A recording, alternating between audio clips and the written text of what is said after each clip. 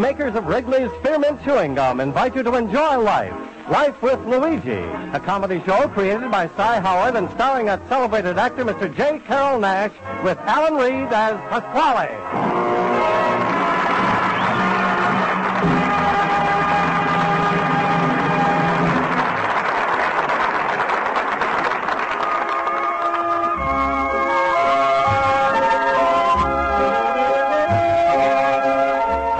The makers of Wrigley's Spearmint Chewing Gum are glad to bring you Life with Luigi because they feel it's a friendly, good-natured show that offers you relaxation and enjoyment.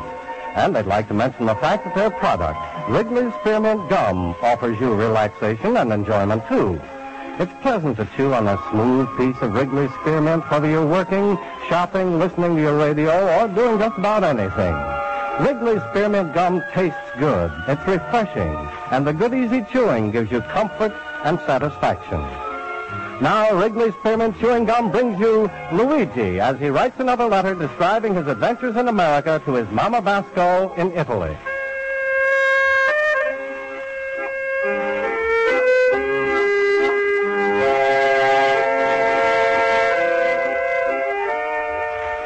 Dear Mamma Mia. In America is a big business, advertising a business. Everywhere you go, you see advertising, and the ones I like the most are the ones in the magazines that will tell you how you make lots of money easy. They say become rich overnight, to dig for oil in your own backyard. Then become rich overnight, make Indian blankets.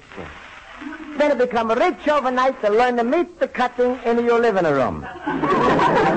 Remember, if I'm going to stay up for 3 nights, I'm going to make a fortune. But then is that an advertisement that to say, make $100 a week, become a secretary stenographer? Then I read them all and I'm see it's no good for me. It's only for somebody who's got a short hand. Somebody most foolish advertisement I see, Mamma Mia, is the one that to say, we sell you pants for 1/3 off. Mamma Mia, isn't that stupid?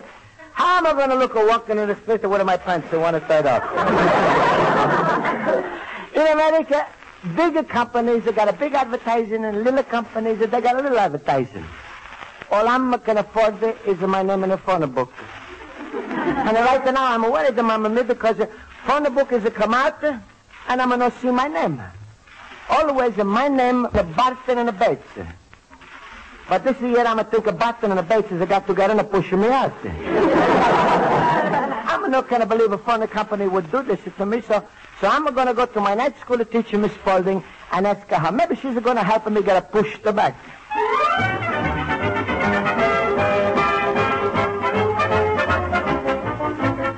Well, here we are. Have a drink of that.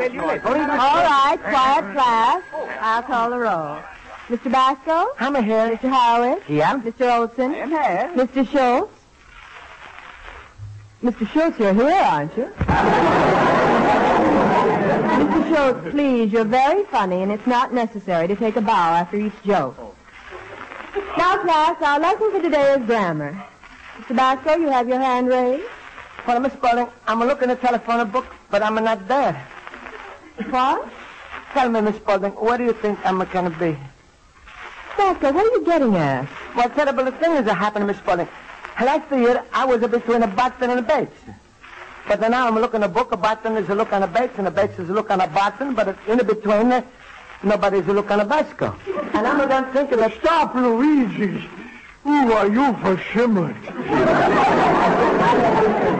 Mr. Basco, will you please hold your problem until after class? We'll get on with our grammar lesson. Now, who will volunteer to conjugate the verb to see? Well? As usual, I will have to volunteer.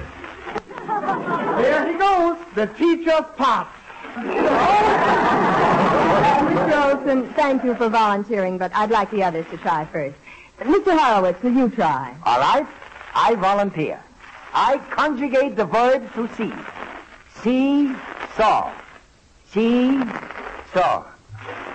See, saw. Horowitz, stop already. You're making me dizzy. Mr. Schultz, you're disrupting the class. Let me hear you conjugate see. I see, you see, he see, she sees, we see, you see, they see. Sure. That's very good. Good, that's perfect. Yes, it is at that. To tell you the truth, it was a lucky guess. All right. Now, Mr. Olson, will you conjugate the verb using a subject, like Mary? I should be very happy to. I see Mary, you see Mary, he sees Mary, she sees Mary, we see Mary, you see Mary, they see Mary. Mary should pull down her window shade.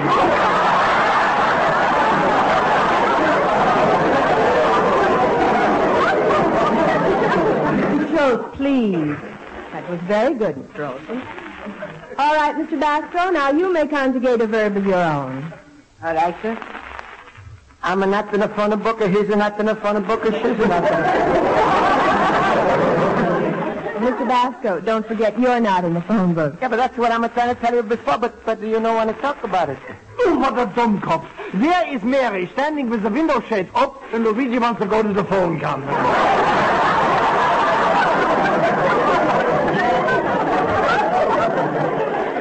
No, sure, sir. I'm going to want to go to the phone company because I'm a citizen.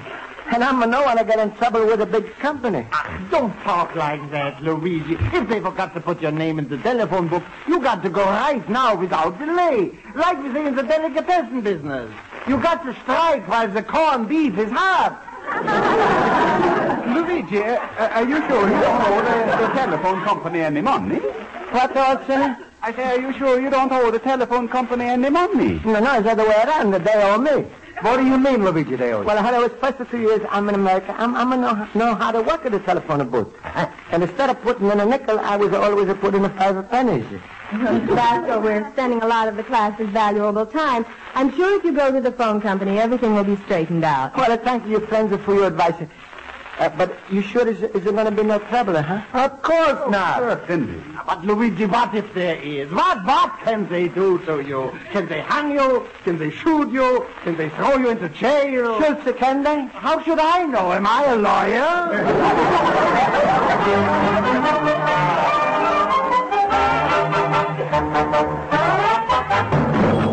Luigi, my friend.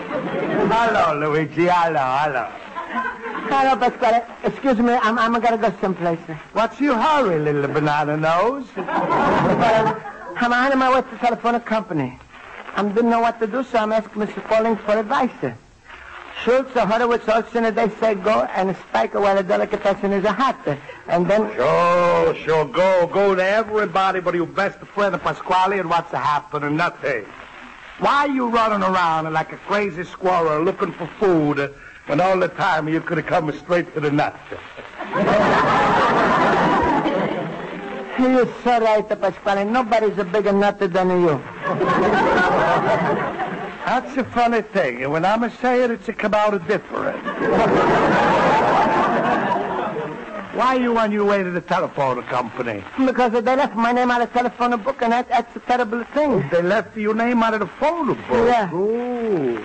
Well, Luigi, there's nothing so special about that. It could be for lots of reasons. Well, what's the one? Well, could be to save money on ink. Then again, maybe you got the telephone book with some of the names that cut out. That's what they call the Reader's Digest version. No, Pasquale. Is it not that because I'm got the regular heavy book? Oh, the heavy book. Well, there's 2 kinds, you know. There's a regular heavy and a double-duty heavy. Oh. That's the one they use under the short legs of tables. You ain't got that one, huh? Pasquale, I'm thinking you're joking. No, I'm no joker. There's something else you should know. Sometimes the population gets too big, you see? There's too many names for one city to handle. So they divide up for the extras. For all of you know, right now, you may be on the top of the page in Tuscaloosa. Pasquale, this is going to seem impossible. Well, then there might be one more reason why you're not in the book, and that's the most important.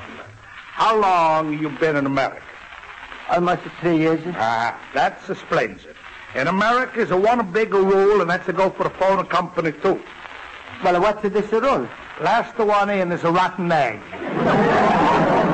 You must have been the last one in America, so you listed under R, a rotten egg. Oh, no, Pasquale, get out of my way. You're making a fool out of me. I'm going to go to the phone company. All right, you stupid with a greenhorn of bull, but go to the phone company, see what's happening. You're going to wind up with a nothing but a catastrophe. But why you say that? Because I was a once in your boots. When I first come to America, I owed the company money. I complained, but they hounded me until I had to pay. Of course, I was smarter than you are, because for the next 5 years, I got even with them. How? Every time my telephone rang, I didn't answer. But that's not helping me. For some reason, I don't understand, I'm no more in the phone book. Next to who knows, the phone company might come around and take out my telephone book, and then how am I going to do the business? So what, Luigi? Even if the worst is coming to worst, you can always use my telephone, a little cabbage pussy. Isn't that trouble, Pasquale? What trouble? It's a pleasure. Every time the phone rings, I call you. Thank you, Pasquale. Now I'm feeling much better. Sure. Now I do you a favor with a ring. You do me a favor with a ring. All right, Pasquale. What the favor am I going to do you with a ring? Slip it out of my daughter Rosa's finger. Oh, no, Pasquale. I'm not going to play ring around the Rosa. Foolish boy. Ring around the Rosa, that's a child's game. Not the way Rosa wants it to play it. No, Pasquale, it's no use. Rosa is a nice girl, and she's very sweet, but she's too fat for me. Look, Luigi, think of the nicer things about a marriage. After you leave the church, you go to the honeymoon suite, then you pick up your blushing bride, you carry her over the threshold. Pasquale, you crazy. Rosa's so big, I can never carry her over the threshold. All right, I'll buy you a bulldozer. You can push her across. Luigi, be a good businessman. When you marry a woman, you've got to look for value. Value? Sure. When you buy a tube of toothpaste, what do you buy? The small size, the medium size? No, I don't know you, Pasquale. I'm not going to buy the giant economy size. No, please, Pasquale. I'm going to feel like talking about Rosa today when I'm got such a big trouble with the telephone company. I think maybe I'm better going to see them now. Stop. Well, Luigi, how many times I try to teach you? Little immigrant, the pop squeaker like you should stay in his little backyard. Don't start up with the big American companies. Once you start griping to them, next thing you know, they put you on a slow boat to Italy. But Pasquale, I'm got to get my name back in the phone book. Then let an American handle it for you. Here, I pick up the phone. I dial once. I talk. Hello, a business office, please. You see? Business office, I got a big complaint to make. What's the idea to leave Luigi Basco's name out of the new phone book? Is that what you call a democracy? I got a good mind to take my business to some other telephone company, and What? Who's he yelling? No, I'm not going to lower my voice. What? You want this number? All right. It's Andover 79715. Yeah. Yeah? Okay. Pasquale, is it all fixed? Luigi, you never have a trouble with a company again. No? That's all right. Tomorrow they come to disconnect your phone.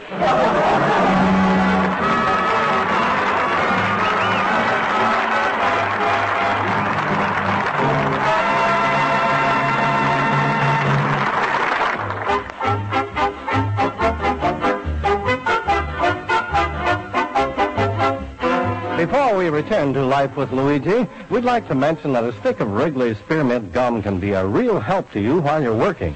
You see, chewing on a good, smooth piece of Wrigley's Spearmint gives you comfort and satisfaction. It sort of helps you relax without slowing you down or interfering with the job you're doing. Then, too, the fresh, lively spearmint flavor freshens your taste and helps keep your mouth moist. As a result, you naturally feel better and work better while you're chewing Wrigley's Spearmint. Try it and see for yourself. Keep a package of refreshing, delicious Wrigley's Spearmint Chewing Gum handy while you work. Enjoy a stick from time to time. You'll like it. You really will.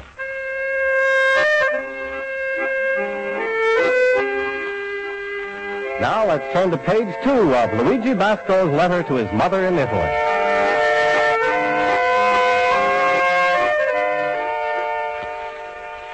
Well, Mamma, me after Pasquale is left my store, I'm going to call up the telephone company. And I'm going to beg them they shouldn't disconnect the telephone. Then I'm going to find out the whole thing was a big joke.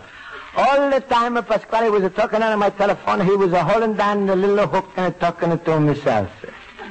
But now what am I going to do? I'm all mixed up.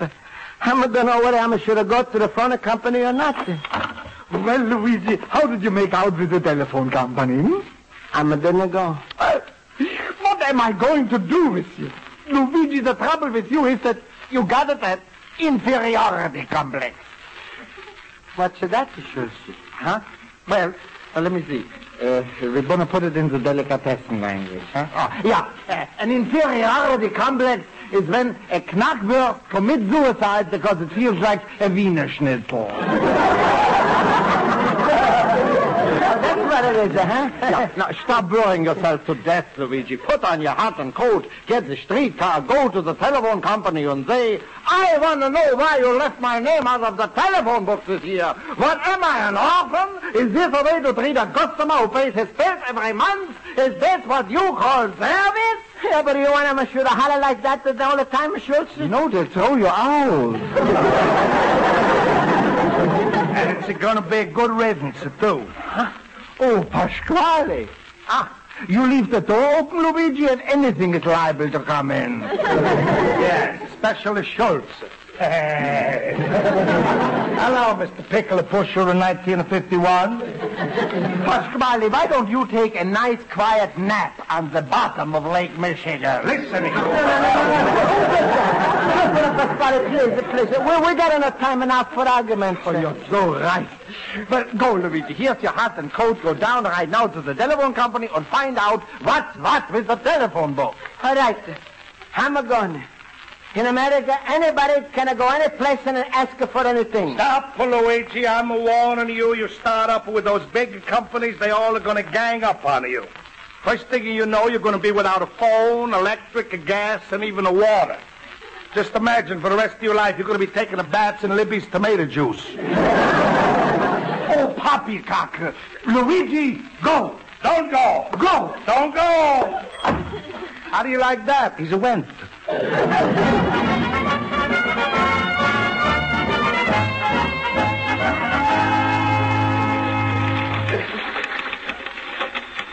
Mr. Basco, for an hour I've tried to explain. There's nothing I can do about the error. Then it's somebody else who maybe can help. This is a Bella telephone company, yes? Yes? Then I want to speak to Mr. Bella. Mr. Bell? Why, he's dead. All right, I'm away. You don't understand. Mr. Bell is no longer with us. Oh, that's not nice. Men who spend his whole life inventing the telephone, now he's get fired.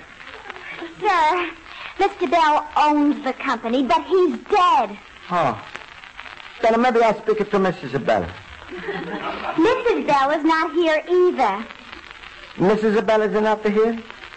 Mr. Bell is not here? Who's watching the business?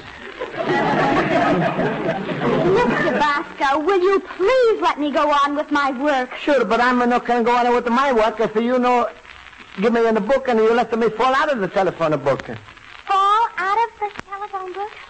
Maybe I'm going to start again from the beginning. Oh, no. Always you was putting me between a button and a baits and I was happy. Then if something is happening in between a button is a squeeze of baits and is a goodbye Basco. I know. You told me all about it. Then I do something. I can't. Who can? I don't know. See somebody else. The complaint department, the manager, the vice president, for all I care. Mr. Basco, you disrupted our entire organization, from the complaint department to the manager to the... I'm sorry, Mr. Vice President, but you think it's a nice Chicago telephone company to be mad at me? Mr. Basco, the telephone company is not mad at you. Then approve it. Put me back in the book. Mr. Basco, I've tried to explain. These things take time. We have over 5 million books out in this city. Do you expect me to go out by myself, collect every book in town, and put your name in? All right, I'm a help you. not the point. No, please, Mr. Vice President, you talk to these fellas back in the debates. Find out why they was to get together and squeezing me out. Mr. Basco, nobody is trying to squeeze you out. Then how come when I'm looking at a book, I'm going to see myself? Mr. Basco, think back. Perhaps you came in once and asked to be unlisted. Who's unlisted? If I'm going to list in the Army or the Navy. Mr. Basco, you don't understand. That's a special service we have for some subscribers. We give unlisted numbers to people who don't want their names in the book. Oh. Why, my name is not listed in the telephone book. And that was a good reason. Sure, you don't pay your bills. No, Mr. Basco, we're just wasting our time. There must be some good reason why your name was omitted from the book this season. The whole matter requires a little investigation. And until we look into it, my hands are tied. Hands are tied? Mamma mia, that's why you not could write my name in a book. Don't be preposterous! Mr. Pastor. No, please, Mr. Vice President. It was your company who's made a mistake in it. Don't say that, Mr. Basco. Our company never makes a mistake. Practically everything is done by machine. Do you realize what happens every time you pick up your phone? No. What? A thin plate of soft iron called the diaphragm vibrates to your sound waves. This in turn affects a tiny magnet and is electrically transmitted, causing the diaphragm to vibrate. Then, what do you think happens when the two metallic contacts are made? You got the wrong number. No! An automatic record is immediately stamped on a card bearing your phone number. I only inform you of this procedure so that it enables you to realize the complexity of our system and appreciate the multiple services which we endeavor to render. Do you understand? Huh?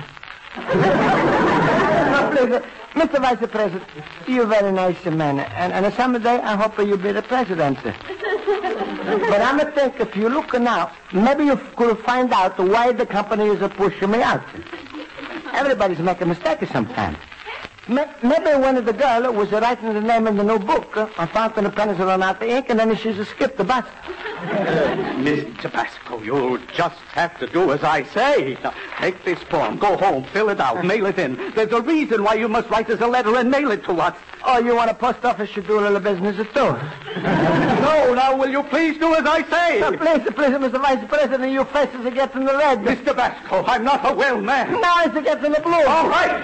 I'll look into your problem myself right now. Now go. Mamma mia, green.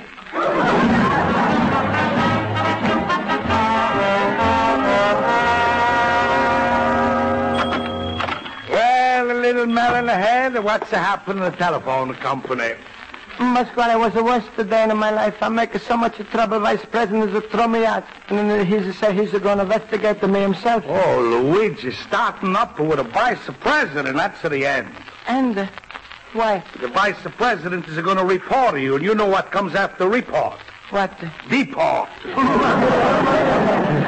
That's going to be the story of your life. 4 words.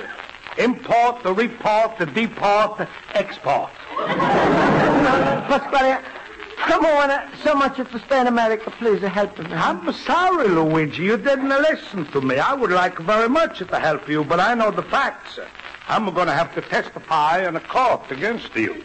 But Pasquale, why you must testify against me? Oh, there's a big law here. It's called a habeas corpus. And even if I don't testify, my Rosa, she's still got to testify against you because she lives next door. That means that they got a habeas corpus against you. Pasquale, help me. Is there nothing I can do? Nothing, absolute. Wait, I just remember there's another big law here. The wife can't testify against the husband. Yeah, but you're not my wife, Pasquale. No, but I know a certain party who's willing to make it a big sacrifice. Oh, welcome home, my son. Hello, Papa. Oh, I'm so happy. Rosa! Rosa! Rosa! You called me, Papa!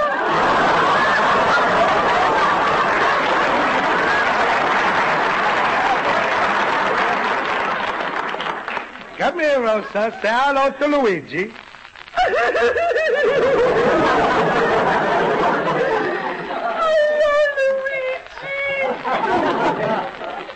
Hello, Rosa. Bless you, my children. I hope you live happy together ever after. Stop it. Does this mean we're already married? Oh, shut up, you face. Luigi, you're lucky that a habeas corpus is... Hello, is Mr. Basco here? Well, I'm a Luigi Basco. Oh, Mr. Basco, I'm from the phone company. We've investigated your complaint, and the vice president wanted me to come right down. Mamma mia. Luigi, quick, you got to go over the vice president's head. Get Truman on the phone and apologize. Pasquale, save me. Well, Mr. Basco, there's no need for alarm. Look, I'm going to handle everything. This man here is a half a son-in-law right now, and I'm responsible But, for... sir, there's nothing to explain. The reason Mr. Basco's name doesn't appear on the new phone directory... All right. ...is that Mr. Pasquale called us several months ago and requested that Mr. Basco's phone be listed under Pasquale and Son due to a business merger. Pasquale and his son?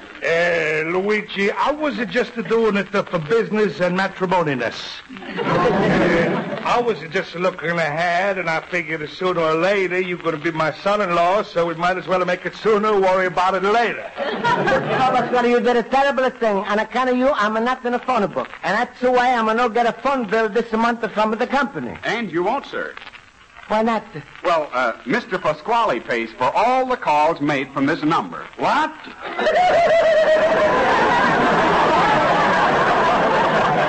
Oh, you and your ideas. Excuse me, Pasquale. Luigi, who you dialing? Hello, operator. Get me my Mamma Basco in a Castellamare in Italy.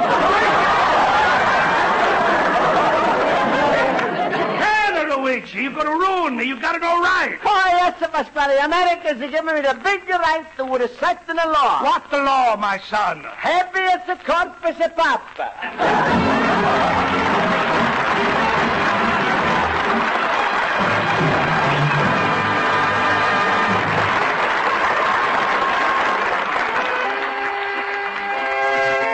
Well, Mamma mia, I found out the why name was missing from the phone book. And just before I'm a talk with the company, they promised me I'm going to be back in the next book. In the meantime, I'm a promise Pasquale. I'm not going to make a long-distance calls to Italy if he's promised me one thing. He's going to go with me to every drugstore in Chicago and help me write on the cover of a telephone book, Luigi Basco and over 79715. No connection with a Pasquale and a son. You have a son, Luigi Basco, Little Immigrant.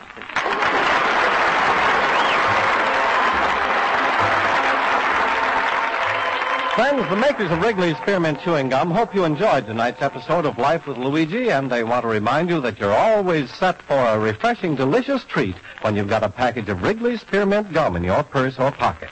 It takes just a second to unwrap a stick of Wrigley's Spearmint, slip it into your mouth, and enjoy some pleasant, tasty chewing. Good for you, too, because chewing aids digestion and helps keep your teeth clean and bright. So do what millions do. Keep a package of Wrigley's Spearmint Gum in your purse or pocket and chew a few sticks during the day. On the job or off the job, you'll find the good chewing enjoyable. The makers of Wrigley's Spearmint Chewing Gum invite you to listen next week at this time when Luigi Basco writes another letter to his Mama Basco in Italy. Life with Luigi is a Cy Howard production, is directed by Mac Benoff. The script is written by Mac Benoff and Lou Derman. J. Carroll Nash is starred as Luigi Basco with Alan Reed as Pasquale, Hans Conried as Schultz, Jody Gilbert as Rosa, Mary Shipp as Miss Spaulding, Joe Forte as Horowitz, and Ken Peters as Olson. Music is under the direction of Lud Gluskin. This is Charles Lyon. This is the CBS Radio Network.